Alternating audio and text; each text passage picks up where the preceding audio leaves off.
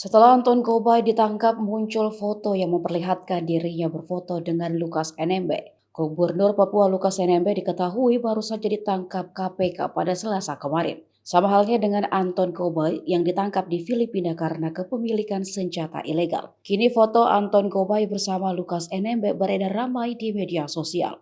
Di foto itu Anton Corbijn tidak sendiri, ada pilot lain bersamanya. Terkait itu, pihak kepolisian kini masih mendalami apakah ada hubungan antara Anton Corbijn dengan tersangka kasus suap dan gratifikasi tersebut. Anton Corbijn merupakan warga Indonesia asal Papua. Dia berprofesi sebagai pilot di Filipina. Dia ditangkap usai membeli 12 senjata laras panjang dan pendek dari seseorang penjual senjata ilegal di wilayah Danau City, Provinsi Cebu, Filipina.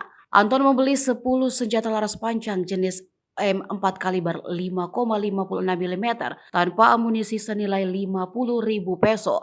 Kemudian 2 pucuk senjata api laras pendek jenis Ingram dengan kaliber 9 mm senilai 45.000 peso juga tanpa amunisi. Irjen Krisnamurti mengatakan kuat dugaan senjata-senjata tersebut akan disalurkan untuk kelompok kriminal bersenjata atau KKB Papua. Sebab dari pengakuan Anton Corbijn, senjata itu akan dibawanya ke Papua untuk mendukung kegiatan organisasi Papua. Namun polisi masih mendalami organisasi Papua apa yang dimaksud.